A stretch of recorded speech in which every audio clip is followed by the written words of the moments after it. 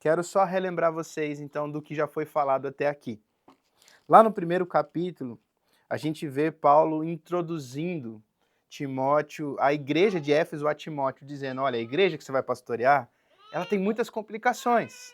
Ela tem gente ali que está negligenciando a fé, tem gente ali que está seguindo falsos ensinamentos, tem gente que está se colocando como falsos mestres. Tantas coisas a gente vê ali, uma igreja difícil, e aí Timóteo ele é inspirado por Paulo a continuar, permanecer combatendo o bom combate. Vocês já ouviram essa expressão, bom combate? Né? E aqui é desse texto, ele fala assim, ó, mantenha a fé e a boa consciência. Desse texto aqui tem 3 coisinhas que eu guardo muito no meu coração, assim, a nível pessoal, mas que eu acho que é interessante também nós, como igreja, principalmente pelo nome que nós carregamos, Igreja Pura, a gente tem no coração também. Paulo fala para Timóteo ter algumas características. Um coração puro, vamos repetir isso? Coração puro, fé sincera e boa consciência. Coração puro. Coração que ele é íntegro, sincero com ele mesmo, que não se mistura com coisas que não são devidas, que se mantém puro, que se preserva, né? Fé sincera fala de uma fé que é livre de hipocrisia, de aparências. E boa consciência fala sobre clareza dos pensamentos. É a maneira como o Senhor espera que vivamos. E aí ele ensinou como a gente vive isso. Capítulo 2, ele falou assim, ó, oração. Comecem pela oração. Orem, intercedam, façam súplicas, ações de graças em favor de todos. Homens, ergam as mãos santas, orem, mulheres da mesma forma. Tomem cuidado com o coração de vocês. E ele vem dando instruções, ele fala como devem ser os pastores, como devem ser os líderes, como devem ser os diáconos. Ele fala sobre o trato com as viúvas, ele fala sobre o trato, né, da igreja como família. São várias instruções que nós vimos até aqui. E hoje nós vamos olhar para o capítulo 4, que vai exortar Timóteo e, consequentemente, a nós também, a fidelidade naquilo que Deus já entregou nas nossas mãos, ao nosso coração. Ok? Então, eu quero, antes disso, orar mais uma vez com você. Pai, nós colocamos a nossa vida nas tuas mãos. E nós estamos diante da tua palavra agora, pedindo que ela realmente fale ao nosso coração. Pedindo realmente que ela tome a nossa mente cativa e nos permita, então, não sermos apenas ouvintes, mas praticantes dessa boa palavra, Pai. É isso que eu te peço, Senhor. Move o nosso coração em direção à ação, à prática da tua palavra, em nome de Jesus. Amém. Amém. Nós não vamos ler o texto inteiro agora de uma vez, a gente vai lendo aos pouquinhos. Por isso eu vou pedir, fica com a sua Bíblia aí aberta para você ir acompanhando, tá? Uma vez que Paulo terminou as instruções que ele tinha que dar para a igreja, ele agora começa a falar diretamente ao coração de Timóteo. Uma carta. Você imagina Timóteo recebendo essa carta e ouvindo ali palavras de Paulo diretamente ao seu coração. E ao lermos cada palavra dita aqui por Paulo para Timóteo, eu gostaria de te convidar hoje a se colocar no lugar de Timóteo. Como se Paulo estivesse dizendo essas palavras para você. Talvez o seu ministério não seja como o de Timóteo, talvez você não seja chamado para o ministério pastoral. Mas Efésios, ele fala o seguinte, que a todos nós, por causa da generosidade de Cristo, nos foi dado uma dádiva, um dom. Cada um de nós aqui recebeu do Senhor um dom. Um dom para que fosse colocado no exercício, sabe, da igreja, do ministério, da família, para que a gente possa viver uma vida saudável. Então, se você é alguém que até hoje estava pensando assim, mas eu não tenho o que oferecer, sabe que talvez você só não descobriu ainda. Mas o texto bíblico, ele não falha. E ele nos diz que Cristo foi tão generoso que ele deu a cada um de nós um dom. Alguns ele chamou, sim, para o ministério pastoral, alguns ele chamou para ministérios mais visíveis, mas todos nós recebemos um dom. Então você pode, de certa forma, se colocar aqui no lugar de Timóteo, né, quando Paulo estiver falando para ele sobre ministério, sobre vocação, porque você, de certa forma, também recebeu do Senhor uma vocação, um propósito, né? Então, eu gostaria de te convidar a fazer isso, trazer para o nível pessoal a reflexão do nosso dia de hoje. Antes de ler o capítulo 4, eu preciso voltar 2 versículos ali no final do capítulo 3. Versículo 14 nos diz assim: escrevo essas coisas a você, esperando ir vê-lo em breve. Mas, se eu demorar, você saberá como se deve proceder na casa de Deus, que é a igreja do Deus vivo, coluna e fundamento da verdade. Então a gente vê aqui alguém que recebe uma carta muito carinhosa de alguém, com uma expectativa de se encontrar. Infelizmente, Paulo e Timóteo não se encontraram mais uma vez. Nesse meio tempo, Paulo foi morto, né? Mas ele disse, olha, se eu demorar ou se acontecer alguma coisa, você saberá como proceder na casa de Deus. A igreja, na visão de Paulo, ela é a coluna e fundamento da verdade. É isso que nós vimos, né? E diante de tantas falas dos nossos dias sobre verdades pessoais, relativas, nós precisamos de uma vez por todas entender que nós cristãos, nós que conhecemos o Senhor, nós entendemos que só há uma verdade. E tudo que passar disso é engano. Pode soar como verdade, mas pode ser só uma opinião pessoal. Pode soar como verdade, mas pode ser um engano, pode ser uma mentira. Porque nós cremos que há só uma verdade. E quem disse isso para nós é o próprio Cristo. O que ele fala a seu respeito? Eu sou o caminho, a verdade e a vida.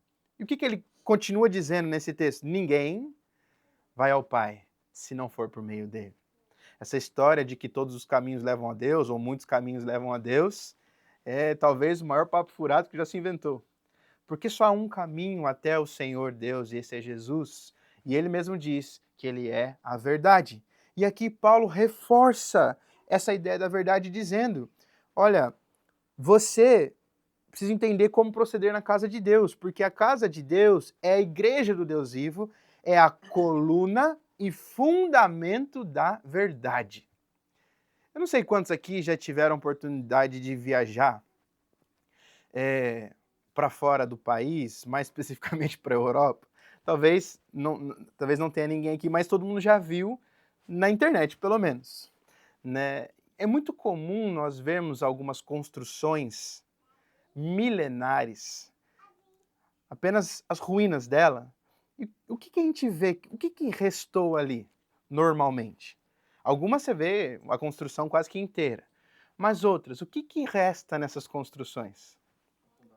A fundação e as colunas, né? Na grande maioria delas. Né? O Gabriel poderia falar com mais propriedade sobre isso, né? Que é a área de trabalho dele, mas a gente não precisa ser nem tanto um especialista assim para perceber isso. Se você vai ver lá fotos da Grécia, os templos antigos, você tem lá a fundação, intacta praticamente, uma rachadura ou outra e colunas. Não todas, porque, enfim, algumas cidades foram alvo de guerras e, sabe, então você tinha ali algumas forças, né, contra aquelas estruturas, mas na grande maioria é isso que resta. E Paulo está falando isso sobre a igreja. Ela está falando assim, olha, vocês são coluna e fundamento da verdade. Em meio aos ataques, em meio aos relativismos, em meio às dúvidas, em meio às muitas questões que se pregam hoje em dia, vocês, igreja, vocês são a coluna e a verdade. Porque tudo pode desmoronar, gente. Tudo pode desmoronar. Mas a igreja, ela permanece como coluna, como fundamento, que representa algo. E não é a si mesma, mas é a verdade. Nós somos a coluna, nós somos o fundamento e nós representamos Cristo. As pessoas precisam olhar para nós e nos conhecer não pela bela igreja ou pela grande igreja que nós somos, ou que seremos, mas sim porque somos uma igreja comprometida com aquilo que o Evangelho, com aquilo que Cristo desde sempre pregou, a verdade.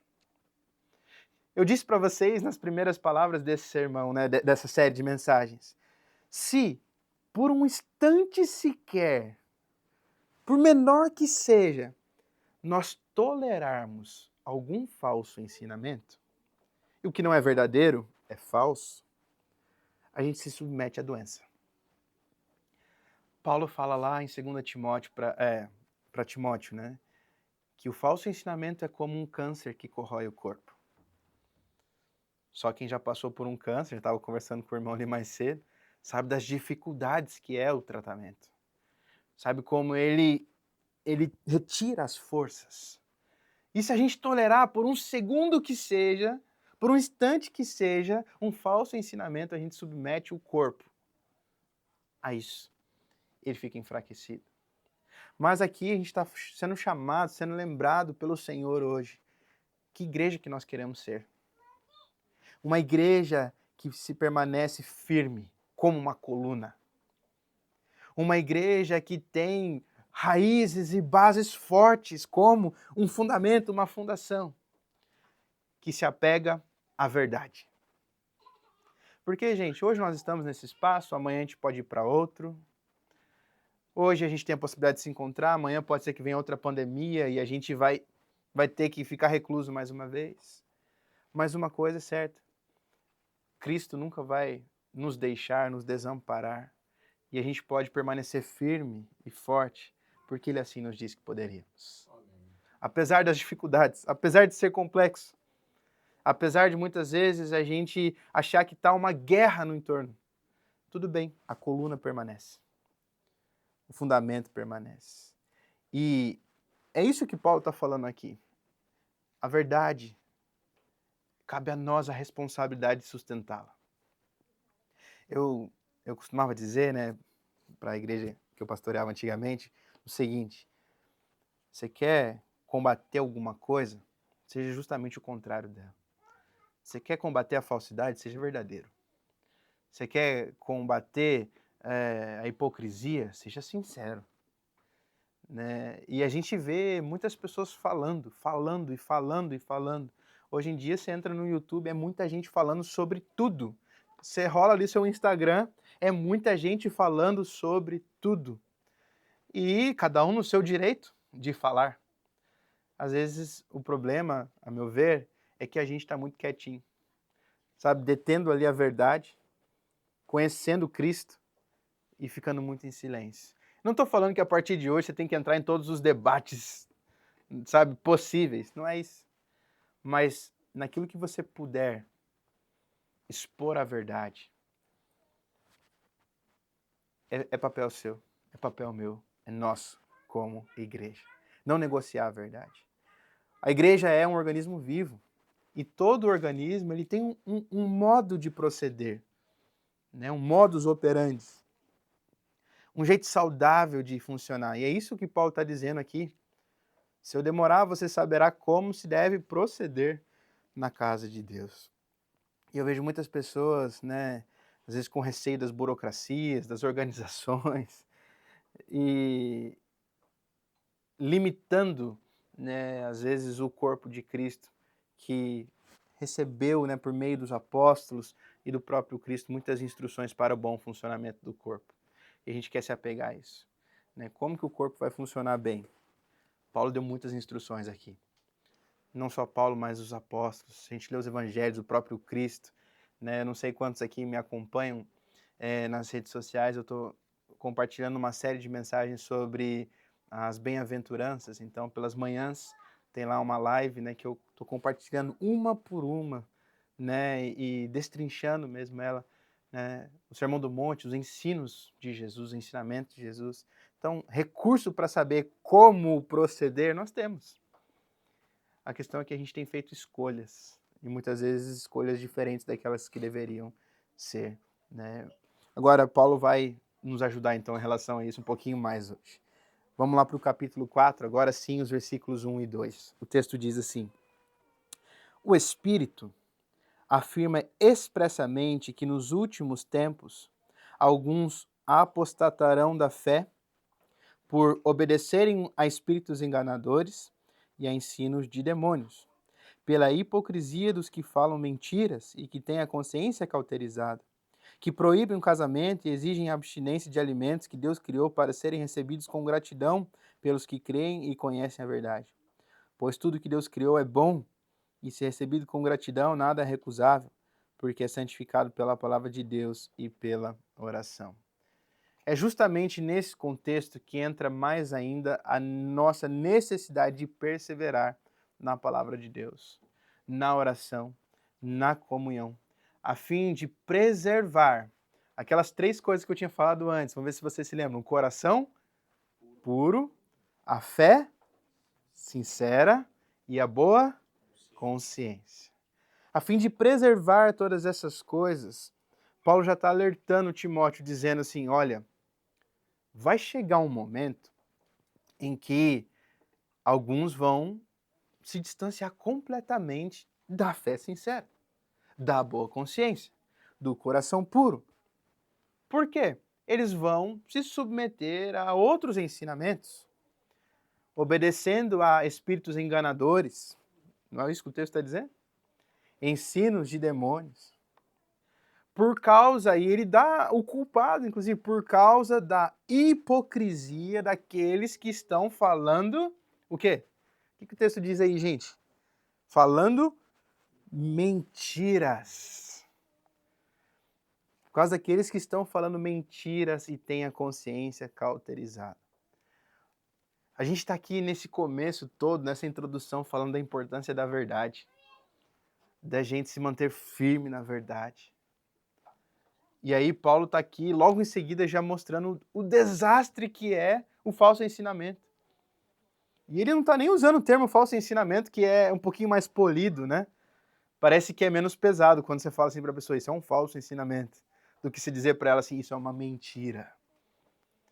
Paulo agora, ele rasga o verbo aqui mesmo, para de falar bonitinho, polido, e fala assim, olha, tem gente que está obedecendo espíritos enganadores, está sendo levado pelo engano, está sendo levado por causa da hipocrisia daqueles que estão nos púlpitos, daqueles que estão em lugares de ensino, daqueles que estão em lugares de liderança e estão comprometidos com a mentira.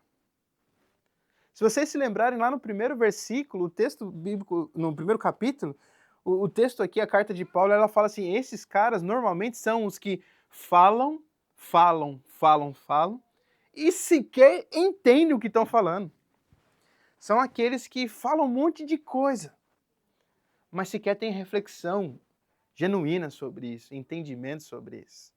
E muitas vezes é dado a algumas pessoas, porque falam bem, porque têm boa aparência, a oportunidade de liderar, de estar em alguns lugares que elas não deveriam estar, pelo menos não pelo momento.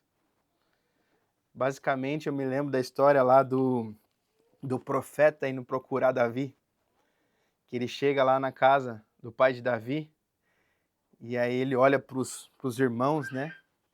Ele vê um deles lá, forte, assim, é esse aqui? Aí o Senhor fala assim, não, eu não vejo como o homem vê, porque o homem olha para a aparência, mas eu vejo o coração. E muitas vezes a gente tem, como igreja, eu estou falando a gente, não necessariamente a gente aqui, mas a igreja, a gente tem visto esse tipo de movimento. Ela tem dado púlpito, ela tem dado lugar para pessoas que, no final das contas, estão ensinando mentiras, por causa da consciência cauterizada que elas têm. Por que não falar dos púlpitos que estão sendo entregues para política, dos púlpitos que estão sendo entregues para causas completamente distintas do evangelho? Quando tudo que nós precisamos ser, como igreja, é guardião da fé, guardião da palavra. Isso que nós somos chamados a ser como igreja. Eu preciso falar sobre as movimentações que nós temos visto, para alertar, nos alertar como igreja. Essa semana vocês devem ter visto inúmeras coisas na internet sobre o Silas Malafaia, sobre as decisões de STF, e aqui eu não quero entrar em termos se está certo ou se está errado nos termos da política. Não estou aqui para falar sobre isso, se a decisão do Alexandre de Moraes está certa ou não.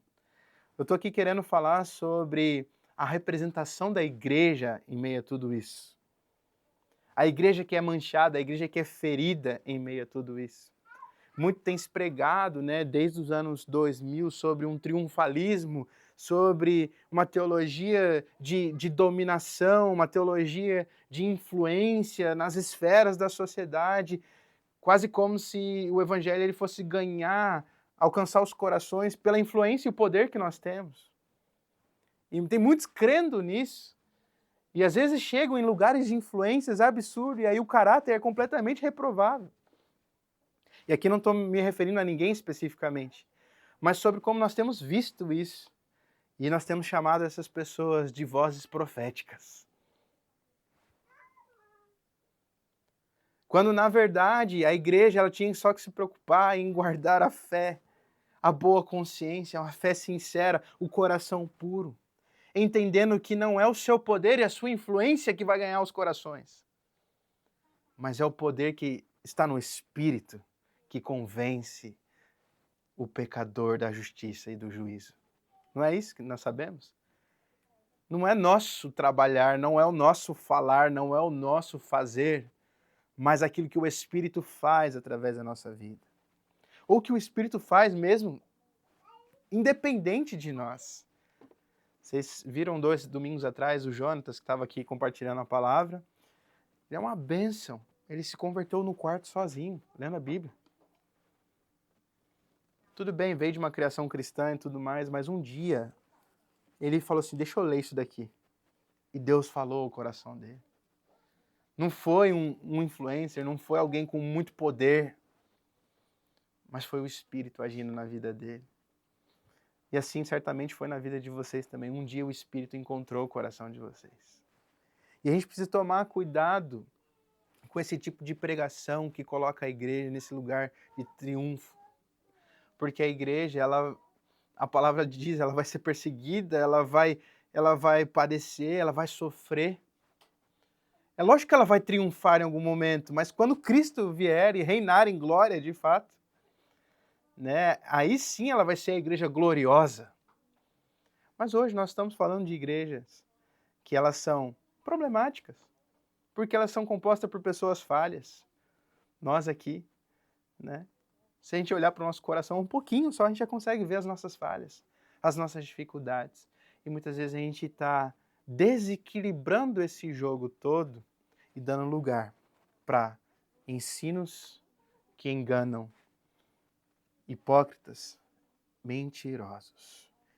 Por isso eu estou falando para vocês, a gente precisa voltar para a palavra de Deus, para a oração, para a comunhão. Por que eu estou falando da oração e da comunhão?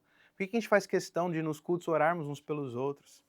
Porque há também uma ação do Senhor por meio disso em resgatar o nosso coração. Na comunhão, da gente sentar junto e compartilhar das experiências, da vida. Cristo também está nessas coisas. Né? A gente tem ali as 3 pequenininhas, né? As mães poderem sentar juntas e entender o momento uma da outra. A gente como igreja poder sentar junto e poder entender as dores uns dos outros. Cristo também vai agindo nisso e vai preservando o nosso coração. Vai preservando a nossa fé e preservando a nossa consciência. Né? A gente segue aqui, versículo 6. Paulo fala para Timóteo como se manter firme diante dessas coisas. Ele fala assim, olha, exponha essas coisas aos irmãos. Você será um bom ministro de Cristo, alimentado com as palavras de fé e da boa doutrina que você tem seguido. Mas rejeite, olha só o que Paulo vai começar a falar agora, não é só os falsos ensinamentos, rejeite as fábulas profanas e de velhas caducas. Exercite-se pessoalmente na piedade. O exercício físico tem algum valor, mas a piedade tem valor para tudo, porque tem a promessa da vida, que agora é e daqui há de vir. Fiel, preste minha atenção nesses 2 versículos. Fiel é esta palavra e digna de inteira aceitação. Pois é para esse fim que trabalhamos e nos esforçamos, porque temos posto a nossa esperança no Deus vivo, Salvador de todos, especialmente dos que creem. O Senhor está chamando a atenção de Timóteo para o compromisso com a palavra de Deus, aquilo que a gente está falando aqui. Ele está falando assim que você vai ser um bom ministro quando você alimentar as pessoas com as palavras da fé, as palavras do Senhor. Ele não está falando assim, você vai ser um bom ministro quando você tiver muita influência. Você vai ser um bom ministro quando você tiver em tal lugar, pregando em tal lugar. Não, você vai ser um bom ministro alimentando com as palavras de fé e da boa doutrina que você tem seguido. A gente vive tempos, né? Eu não falo só da igreja, eu acho que em tudo, a nível pessoal e profissional, parece que tem mais validade quem tem mais influência, quem tem mais poder, quem tem mais seguidores. Mas o Senhor ele vem falando sobre a vida simples. Né? A cada texto que a gente está lendo, a gente está vendo sobre isso. A vida do bom trato com a família, a gente falou sobre isso na semana passada, dos bons relacionamentos. A vida de uma igreja simples, saudável, que pode ser grande ou não, mas está sendo saudável. O bom ministro, ele está também nessas comunidades. Não necessariamente aquele que está sendo visto por todos. O bom pai, ele está dentro da casa e não necessariamente visto por todos. O bom trabalhador, ele está ali honrando o Senhor, fazendo tudo como se é o Senhor, né? De tudo de coração, como se é o Senhor, como diz Colossenses, ali no seu trabalho, sem necessariamente estar sendo visto por todos. Nós temos um compromisso com a glória de Deus. E a glória de Deus faz da gente esses trabalhadores por excelência em tudo que nós fizermos, independente do contexto que nós estamos. E aqui Paulo está falando, olha, quando você fizer isso, você vai ser um bom ministro. Então, acolha essa palavra porque ela é fiel e ela é digna de aceitação. É para isso que nós estamos trabalhando, é para isso que nós estamos nos esforçando, porque nós colocamos a nossa esperança no Deus vivo. Agora, se alguém pensar diferente disso, mas pastor, eu estou escutando a palavra de um cara lá na internet e ele está falando muita coisa diferente daquilo que você está falando. Escutei uma pregação que fala sobre a gente conquistar os lugares, isso, aquilo, ocupar. Se alguém estiver pregando algo diferente disso, não daquilo que eu estou falando necessariamente, tá, gente? Disso que nós estamos lendo, do que o Evangelho está apresentando ao nosso coração. Eu digo para vocês, guardem tudo o que um dia foi confiado a vocês. Seja a igreja, seja a coluna e fundamento da verdade. Olha agora, pula um pouquinho para frente, capítulo 6, versículo 20 e 21. Olha só o que o texto vai nos dizer. Versículo 20 e 21. Você, Timóteo, guarde o que lhe foi confiado. Se alguém estiver fazendo diferente, guarde o que lhe foi confiado. Evite os falatórios inúteis e profanos, as contradições daquilo que falsamente chamam de conhecimento, pois alguns, professando, se desviaram da fé. E é o que ele deseja para Timóteo? Que a graça esteja com você. Se não for a graça de Deus nos sustentando, gente, a probabilidade de tudo errado é grande demais. João reconheceu isso e escreveu lá em João capítulo 15, sem o Senhor nada podemos fazer. Paulo reconheceu isso e falou, Senhor, a tua graça me basta. Paulo fala também em Filipenses, né? Tudo que eu tenho, o que eu sou, eu não considero nada, esterco, menos que lixo, diante da sublimidade do conhecimento de Cristo. Não se apegue a essas coisas que as pessoas têm vendido como boas, como verdadeiras, a menos que elas sejam coerentes com a palavra de Deus.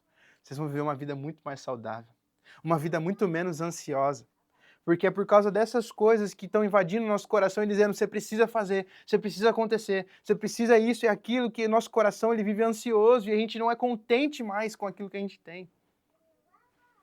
E a gente vive uma vida de ansiedade. Na escola a gente não vê a hora de terminar a escola e ir para a faculdade. Na faculdade não vê a hora de terminar a faculdade e ir para o trabalho. No trabalho não vê a hora de se aposentar. E quando se aposenta, aí fala assim, meu Deus do céu, já passou tudo e eu não aproveitei nada. Vem os dias maus.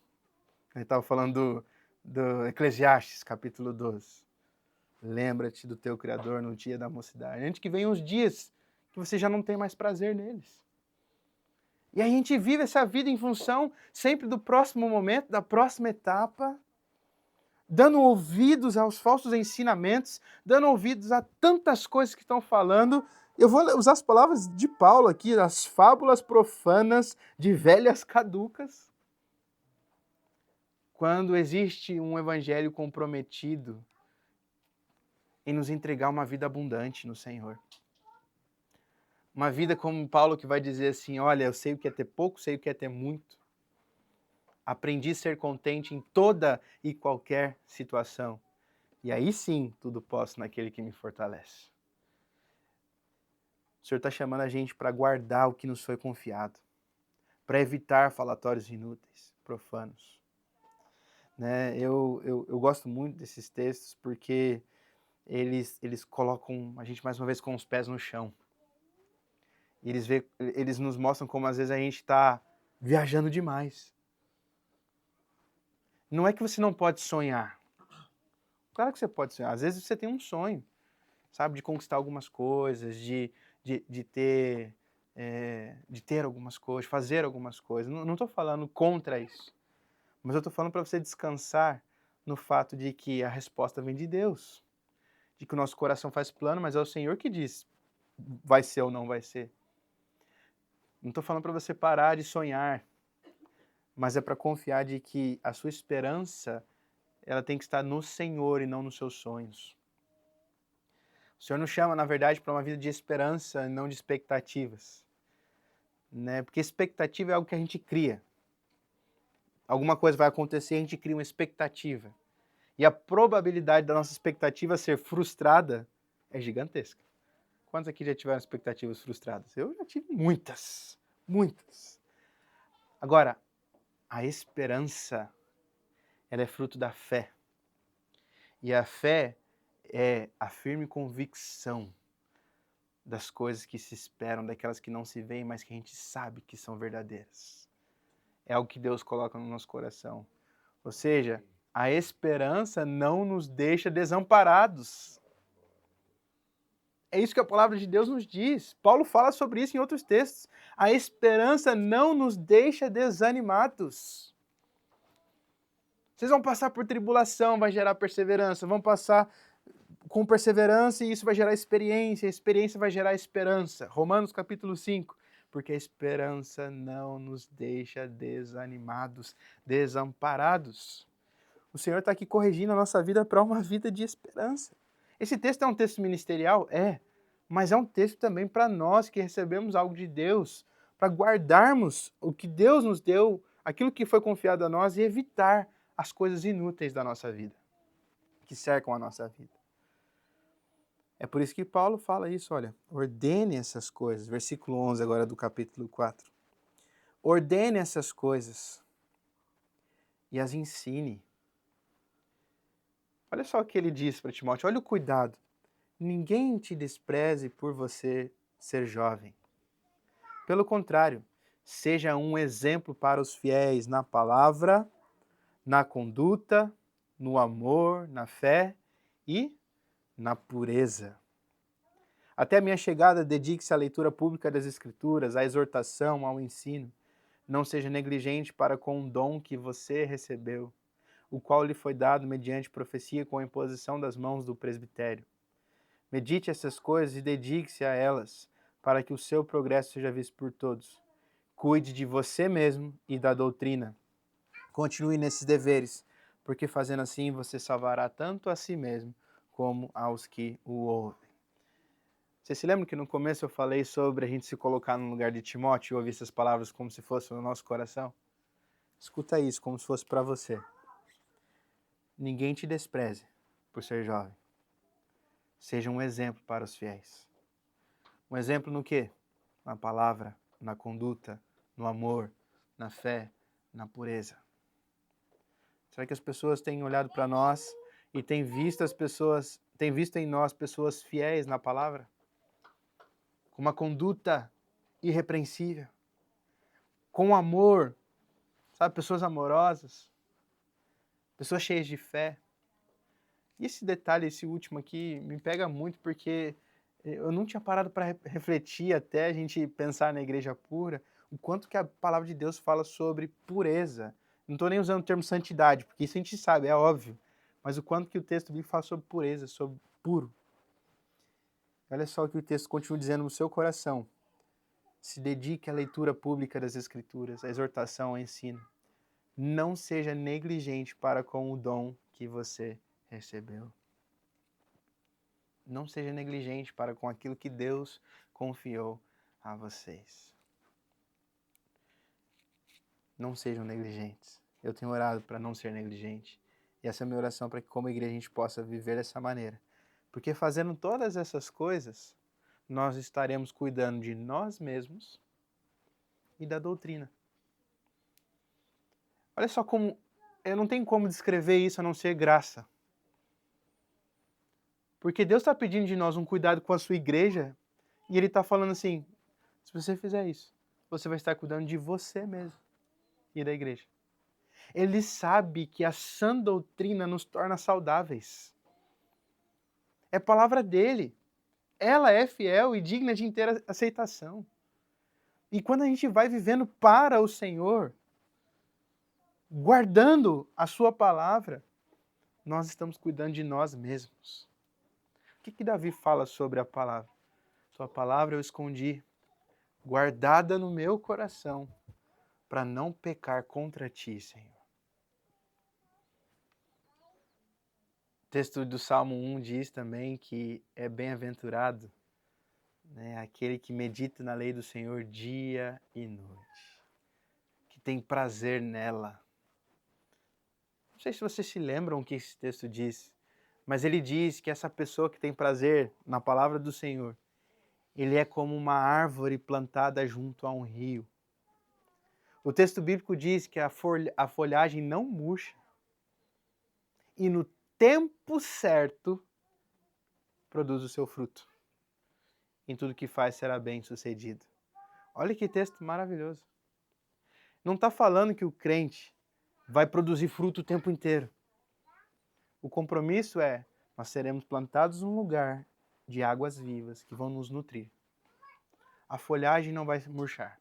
Ela vai permanecer firme, saudável. E no tempo certo, no tempo do Senhor, vai dar fruto e vai ser bem sucedido. Às vezes a gente vive na pressa, querendo com as próprias mãos conquistar aquilo que o Senhor, no tempo certo, quer nos entregar. Né? Eu costumo dizer o seguinte nos aconselhamentos. Se você quiser viver a sua vida pelas suas próprias forças, tudo que você vai conquistar é aquilo que a sua mão pode alcançar. Agora, se você quiser viver uma vida de graça, você vai conquistar aquilo que nem se você quisesse você ia conseguir, mas o Senhor, por graça, quis lhe dar. O Apocalipse fala que nós servimos um Deus que abre portas que ninguém pode abrir e fecha portas que ninguém mais pode voltar a abri-las. Né? Então, é esse Deus que eu quero convidar vocês a confiarem, descansarem hoje. Essa palavra aqui de hoje é uma exortação de Paulo à fidelidade, mas é também um descanso para a nossa alma. É um descanso em saber que o Senhor está cuidando de nós. Eu sei que a palavra não tem a ver com a gente, né? Mas sim com a vontade de Deus, o querer dele, é Ele se revelando. Mas ela, por tamanha misericórdia e bondade de Deus, cuida também da nossa família. Eu tenho certeza que se você ser fiel na palavra, na conduta, no amor, na fé, na pureza, exortando, ensinando, lendo as Escrituras, você vai viver um coração saudável, uma família saudável, um jeito saudável de lidar com o trabalho, com as pressões. Porque uma coisa é certa, gente, nós não vamos estar livres de tribulações, de pressões. Jesus nunca prometeu isso. O Evangelho nunca prometeu de que as coisas seriam simples. Mas sabe qual é a diferença? A paz que Cristo nos dá não é a paz que o mundo dá. Porque a paz que o mundo dá é aquela paz que fala sobre ausência de conflitos. É quando está tudo super bem. Agora, a paz que Cristo nos dá é aquela paz que mesmo em meio à tempestade a gente pode sentir a segurança de que Ele está conosco. É a paz que aqueles discípulos sentiram no barco no meio da tempestade. A paz que Cristo nos dá é mesmo em meio às guerras, às dificuldades no trabalho, na família. A gente pode sentir, porque a gente sabe a quem nós podemos recorrer, o Senhor, o príncipe da paz. Eu quero, né, quero mesmo ministrar isso ao seu coração hoje. A paz do Senhor. O cuidado do Senhor sobre a sua casa, sobre a sua família, sobre o seu ministério, sobre o dom que Deus deu a vocês. Dizendo a vocês, guardem o que um dia o Senhor confiou a vocês. Em nome de Jesus. Preservem no coração. E eu tenho certeza que o Espírito há de vivificar no coração de vocês cada vez mais o dom, o ministério que Ele entregou a vocês. As coisas que Ele confiou na mão de vocês, da família de vocês.